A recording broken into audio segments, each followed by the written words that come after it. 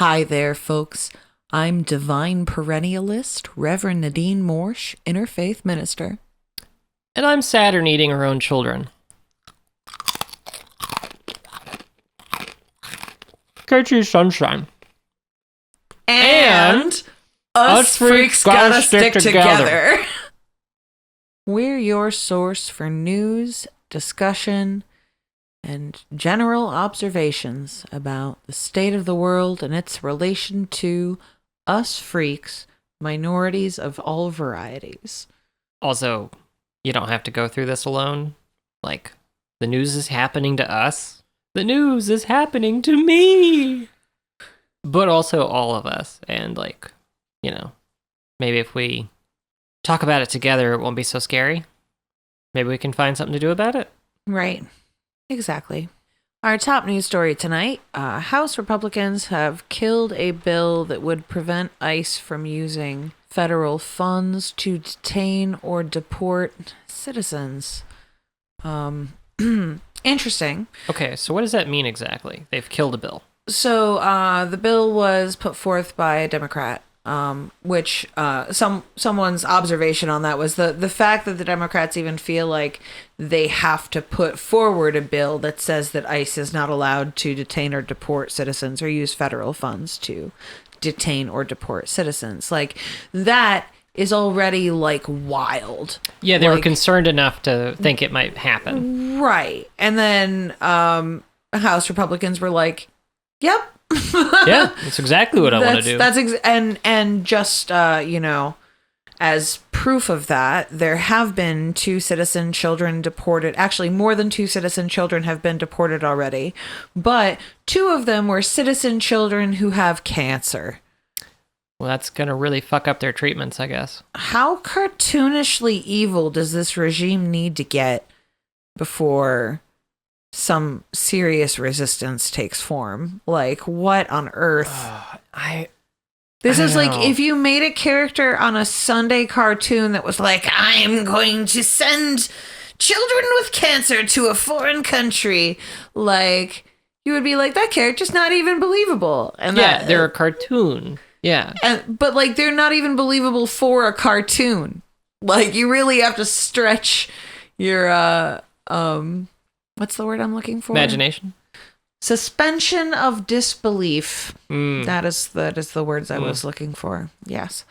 So, you really have to stretch your suspension of disbelief. You gotta really give your imagination a good workout to be like, this is what's actually happening. Yeah. So obviously, Republicans had to block that bill because Trump has in fact already deported citizen children. Well, it sounds like that's what they want to do. I mean, that's how they want to start. Yeah, it sounds like they're gearing this thing up to get rid of people they don't like. Yeah. Yeah. Well, you and I have known that was the case for a minute, but it's starting to become mask off, very obvious. Yeah, for people who aren't paying attention. Yeah, it's starting to become noticeable to them. Mm-hmm. Also, I'd like to point out the Republican regime keeps using the term deportations to talk about actions that are not deportations, and I feel like this is an important thing to point out. Being deported means being returned to your country of origin as a free citizen. It does not mean being human trafficked to a torture prison.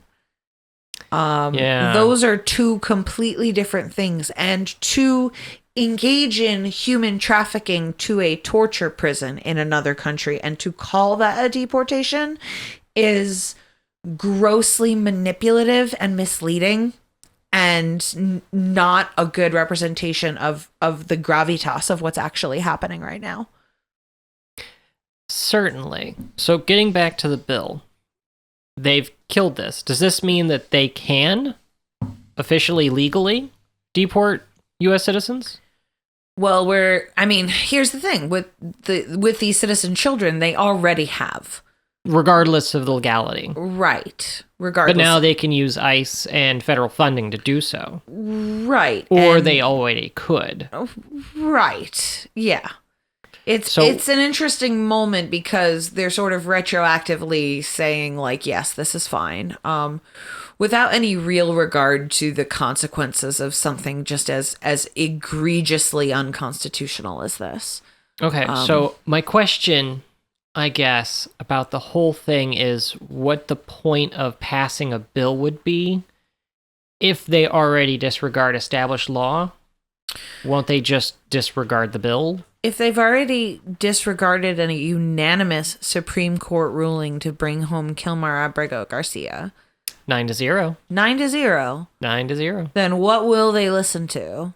Yeah. So that's the really frustrating thing about the Democrats what are we doing right now. Like, is like not even the ones that are sounding the alarm still aren't like doing anything except siphoning a bunch of energy and enthusiasm off of people who would really like to put up a meaningful resistance to this takeover of our government. Yeah. They Chuck Schumer sent a strongly worded letter to Trump this week. Oh, good, because you remember the strongly worded letter that stopped Hitler. Well, of course. Yeah. Neville Chamberlain wrote that, and then the next day Hitler was like, I was going to invade the Stunderland, but now I'm not. By the way, we do have one little bright spot of optimism. There was an interview where people were talking about how while it is accurate to compare Trump to Hitler in certain regards, including, the singling out of supposed enemies of the people and attempting to round them up and dispose of them, right, is a very Hitler thing to do. One of the things that Hitler did early on was to pass a bunch of stuff that was overwhelmingly popular with the German people, because Hitler knew that if he had the people, the majority of the people behind him, then like really there was no politician that could stop him from his consolidation of power. Yeah. Instead, we have this Republican regime, which is doing incredibly unpopular things like tariffs that are going to hurt every ordinary person. And people are going to notice because the last two waves of inflation have significantly increased the cost of literally everything that exists.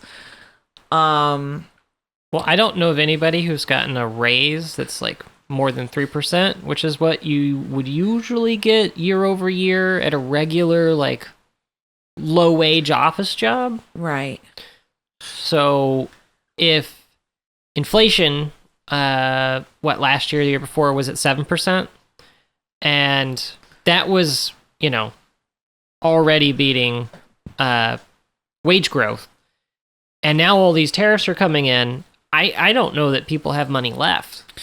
Yeah, that's precisely what I'm saying. Like, the last two waves of inflation, people just found ways to absorb. They spent their savings, they didn't go on vacation, they put off purchases or upgrades that they wanted to put off, whether that's their phone or their car or their home or, whatever the situation is. There's a record number of people right now who are putting like fast food on installment plans. I don't know if you've noticed all those buy now, pay later apps on your phone or on the computer these days. Yeah, there are a lot of them, yeah. Yeah.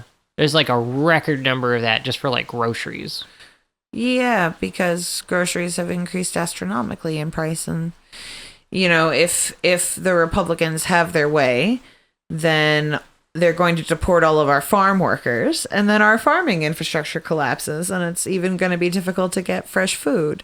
Well, we talked last time about RFK's happy farms, which I'm just going to call them happy farms. I mean, they're not happy, but you get the point. But I guess, like, that's maybe... I don't know if that's connected, but, like, maybe that's part of the plan? Well, we'll just send the disabled. If we're looking at the, the whole reason that we don't call people Asperger's anymore, right, or saying that people have Asperger's. The reason we don't talk about that anymore, we don't use that term, is because it was a Nazi scientist who Guy was a Nazi. split the disabled children into two camps, the ones that were smart enough, fit enough to do labor, that, you know, we would be spared to go do that labor, and then the ones that were not fit enough to do labor, who were to be executed. So they, you know, the Nazi playbook is, you know, create a registry, for example, of all the neurodiverse people, and then test them individually, because some of them aren't going to be fit for any kind of labor, much less farm labor. And split them into two camps. The ones that you're going to send to the happy farm to do the labor that you don't have migrant workers to do anymore. And then the ones that go in the gas chambers, if history is any indication of where this is heading. Yeah.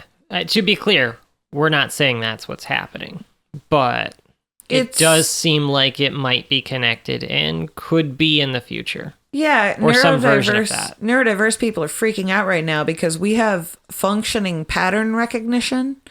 Sometimes we have pattern recognition that functions a little too well. And a bunch of us were really interested in history and studied a lot about different parts of the world's history, and we're very upset by what we learned. So this is all the more concerning to all of your friends who are history buffs. Check in on them. Make sure they're drinking water. They are not okay. We're not okay. We're hyperventilating in a corner. Yeah.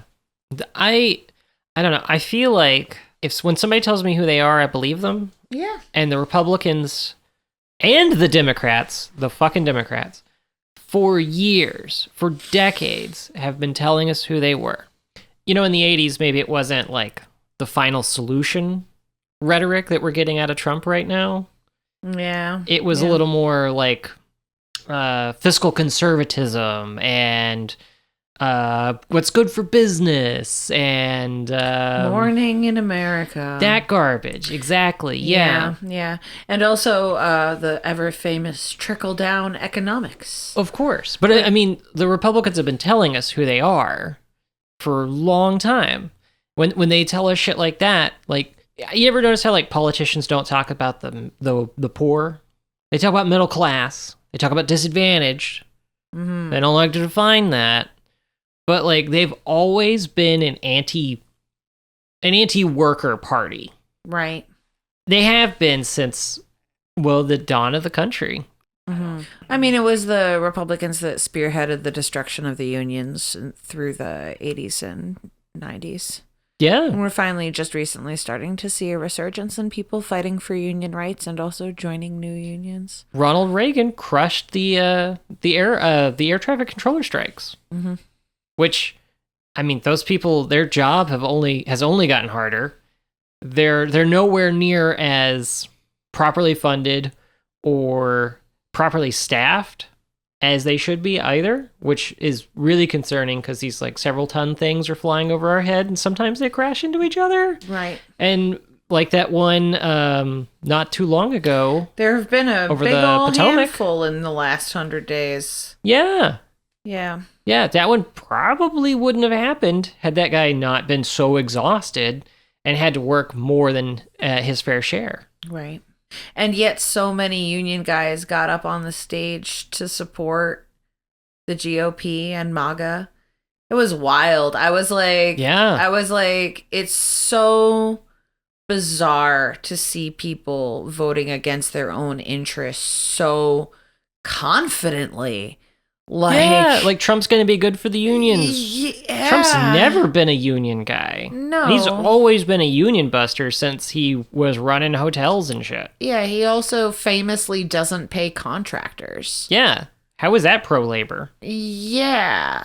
And all this stuff you could have easily found out if you were interested in the truth at all.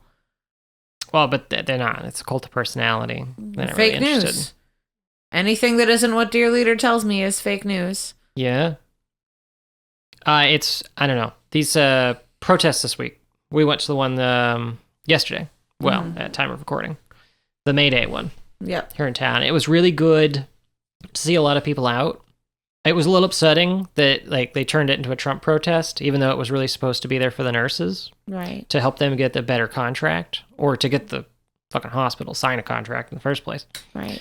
And there's like whole details onto that, and we're not going to go into that. But yeah, it's difficult because there's so much happening all at once. It's such like a blitzkrieg of terrible policies that it's hard to organize something that's focused because the outrage covers such a broad range. In other news, we have an executive order strengthening and unleashing America's law enforcement to pursue criminals and protect innocent citizens. Okay, so that April 28th executive order is a mouthful, and it's 7 provisions inside the executive order, 7 sections, and there's been a lot of talk of the Alien Sedition Act of 1789 recently. Oh, we can't do anything too crazy because Trump's gonna enact this law from 1789, right, and declare martial law, right? Which they're gonna do anyway. Like, if you're gonna do something, you should do it. I'm not telling people what to do, but like, don't let that stop you. Anywho, a lot of people have been calling this executive order a soft version of that. Right. And what it looks like it's trying to do is actually beef up law enforcement. There's a whole provision in there about, and we know we've been doing this since 9/11, but provisioning the police force with military hardware. Mm-hmm. This provides for more of that. Also, I don't know if y'all remember a few weeks ago, but Trump had all those law firms capitulate to him. Mm-hmm. They dropped their suits, they turned sides, they're coming to him. And so now he's got all these lawyers that it looks like he's going to set to pro bono work. Well, pro bono for him. In section 2 of the executive order, there's a whole thing on there entitled Legal Defense of Law Enforcement Officers. And what this does is basically, if you remember qualified immunity, right, this is going to amp that shit up. Like, gross. Cops are just going to get away with fucking anything. Basically, like, the law does not apply to them. There are multiple classes of citizen now in this country. There are a second class of citizen, not second class citizens, a second class that exists above the law for the rest of us. So this whole thing's really concerning. Yeah, this is essentially a move towards creating an American Gestapo. Well, not to say that we haven't been a police state already, but this is a move to strengthen the police state. And it seems like it's a move to strengthen the police state because they anticipate increased dissent. Right. This whole thing is built around suppressing dissent. Right. I'm going to move on to protecting the American people against invasion. Oh, man. It needs to sound... Well, but their rhetoric has been that we are being invaded by migrants. Right. So they're literally just saying the dog whistle. Yep. In the executive order. Yep. That is referring to that other executive order. That's just fucking wild. Yep. People that are shouting from the rooftops and sounding all the alarm bells, they're not going far enough as to how disturbing all of this stuff really is. Okay, I'm just going to read some section 3 here for a second. Sure.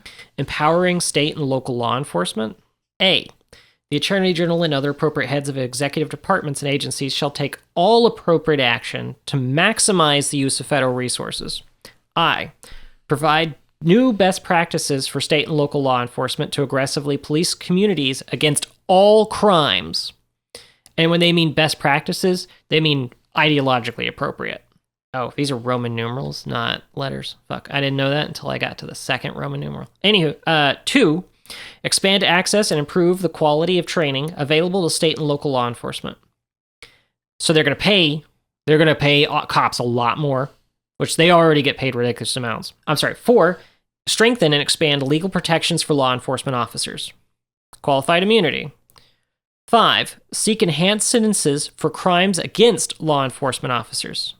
We've all seen videos of people online who have just touched a police officer, not even in an aggressive way, and the cop book them for assault.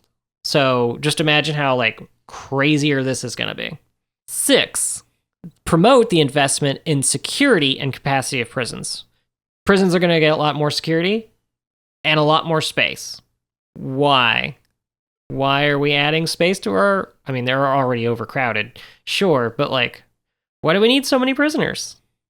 That's weird. Why do we need so many places in prison? Yeah, it's almost like you're planning on rounding up lots and lots of people who don't agree with you ideologically. I'm not saying that, but it sure seems like the executive order is saying that. Right. 7, increase the investment and collection, distribution, and uniformity of crime databases across jurisdictions. So, if you got a warrant out in another state, they're going to know about it. Here, in your state, the one you're living in right now. Will they come for you? I don't know. Maybe. It's in the database. The judge is definitely going to look at it if you ever have to go to a judge. Right. If you have to change your name, they're going to look at that. If you get caught for something else, and even if you're, getting a fair trial, which seems unlikely these days, that's going to be on record. All right, so that's just section 3. Again, this thing has 7 sections. There's a whole lot to unpack here, but I'm gonna summarize it for you. This really looks like preparation for maybe the Alien Sedition Act of 1789, the one everybody says he's going to use to declare martial law. We haven't really seen... We've seen protests in this country these last 100 days and before, but none of it seems really able or willing to challenge the status quo. No. And that's to say, none of it's a threat to Trump or any of the establishment. Right. And it looks like, even that being the case, they still want to move in and crush any dissent. Yep. All possible. Yep. I mean, lots of questions there. What do we do about that? Yeah. Again, it's really important to study the Spanish Civil War in times like these. Well, I mean, this is very... I hate to compare this again to Nazi Germany, but like, this is some Nazi shit. This is a classic authoritarian playbook. Yeah, I mean, you have the state-sponsored media, you have the disappearing people off the streets, especially disappearing people for political speech. Yeah. Mahmoud Khalil and countless others at this point in time. Any person here on a visa who has participated or signed on to any kind of protest is now a target. Yep. The administration has made that clear. Yep.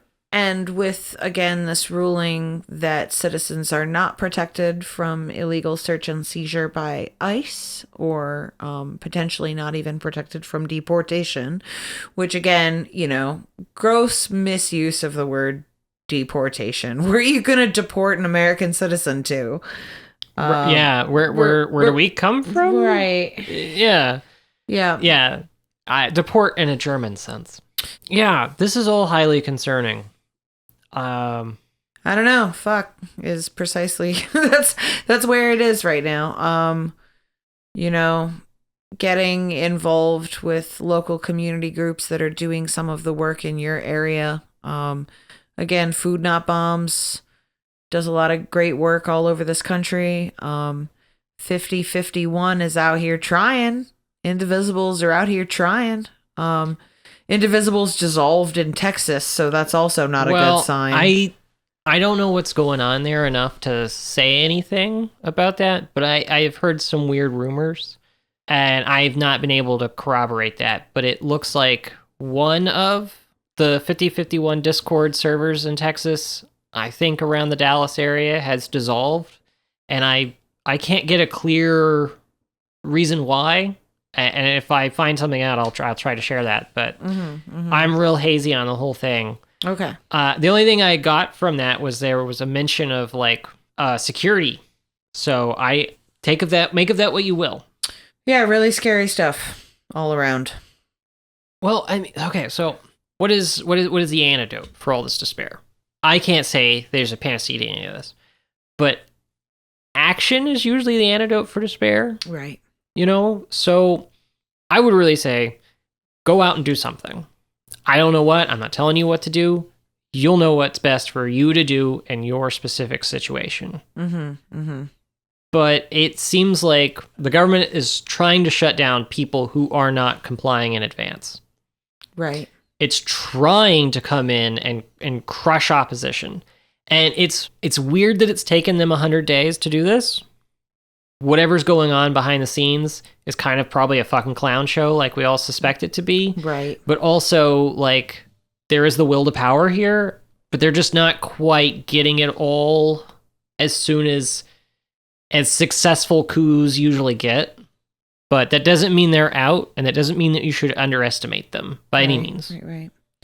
I sometimes think of this as like a kid that's trying to pick up too many marbles. You know, so he keeps scooping marbles into his hand, but they're just falling out because he's holding too many marbles already, but he wants all the marbles. Well, but I mean, executive orders like this are, I guess, attempting to get catcher's mitts for this analogy. Or a big bucket. Yeah, something to put all the marbles in. So you can pick out the ones you don't like. Right. That's where all the rest of our marbles went. This is marble power grab. They're in the presidential marble bucket.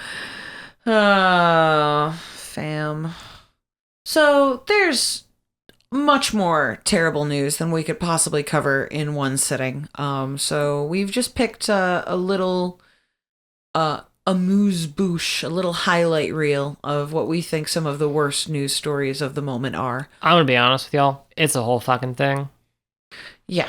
So our last story for you today is that this Republican regime has decreed that all new iterations of the COVID vaccine be tested against a placebo trial, which seems great in principle, right? Like you want to test a vaccine before you use it, but it essentially classifies these updates to the COVID vaccine as each one is an individual new vaccine that needs to be retested again. Which is not the case. First off, it's not the case. And second off, it's going to be a lot more expensive.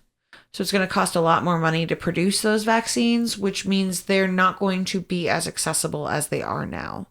And it's going to take a lot more time to produce them. Right, which means more time that people, especially people of vulnerable populations, are more susceptible to the COVID virus and new mutating and emerging forms of the COVID virus as well. Well, and, it makes me think about measles. There's a case in Chicago now. There are more than 700 cases in Texas. Yikes. It is spiraling out of control. And, seems like in everything they do, this administration does the dumbest thing possible. Yeah, that does seem, that's a pretty good observation, KT. Is it the dumbest thing possible? Or is it intentional? Well, is it intentionally this bad on purpose? Right. That's the question du jour, right? Is it just maliciousness? Is it just stupidity? It seems foreign powers? It seems to be this crazy F5 tornado of both maliciousness and stupidity at the same time, for maximum results being both cruel and clown shoes and unusual. Yeah. I don't know. I'm going to be honest, listener. My ears to the ground pretty well. Like, I have a pretty good idea, as much as any layman who is not in the White House and, several hundred miles away and has nothing to do with the halls of power. Like, I have a pretty good idea of what seems to be happening right now, and I honestly can't tell you what's happening. This whole thing is just a shit show. Yeah, it's also an embarrassment. I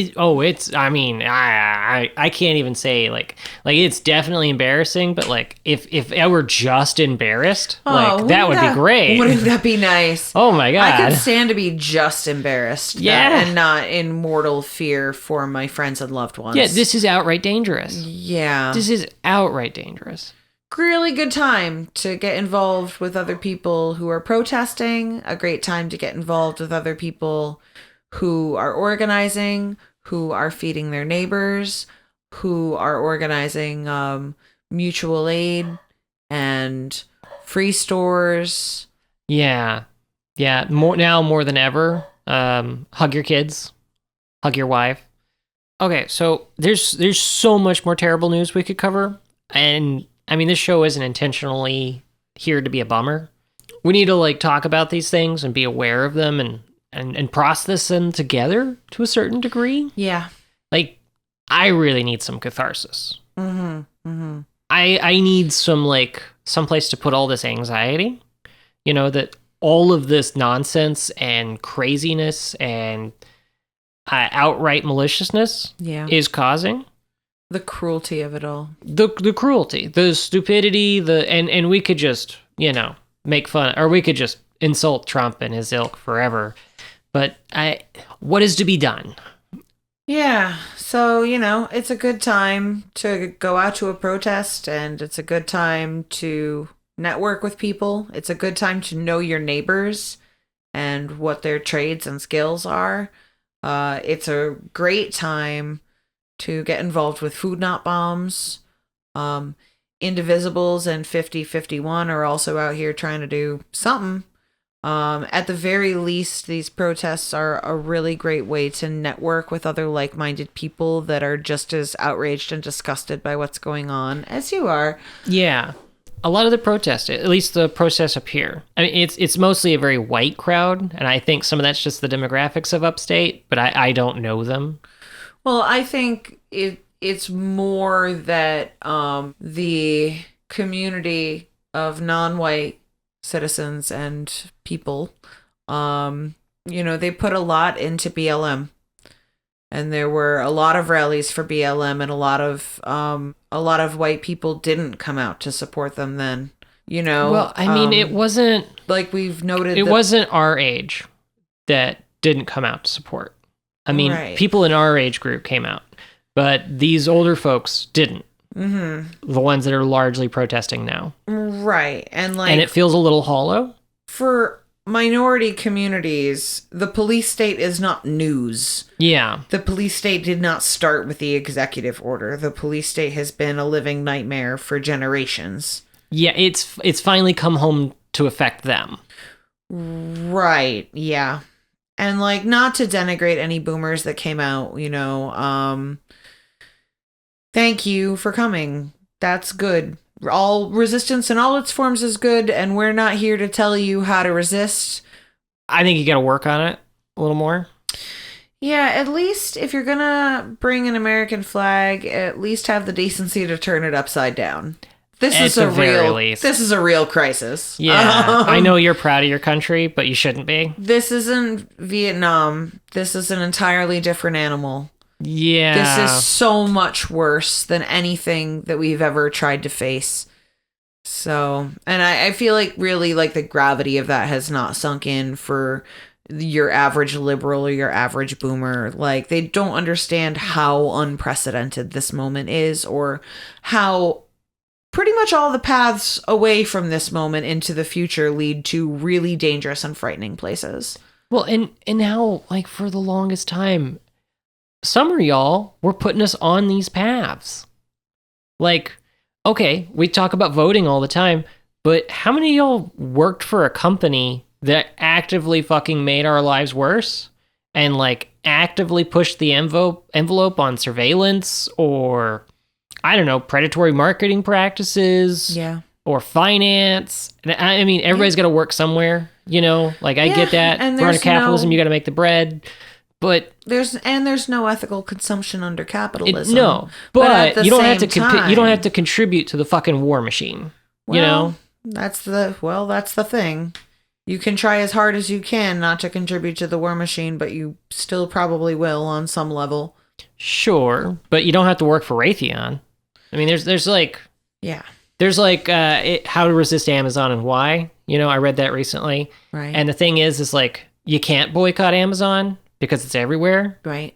But you could stop buying from Amazon. Right. That's like a thing you could do. Yep. And more than just not buying from Amazon, because that's almost impossible now. You could buy local whenever the possibility hit. Yeah. Also, we're all just going to need to buy local soon enough, and we're also going to need to be, thrifting things that are used, because that's, the tariff's already been paid on that item.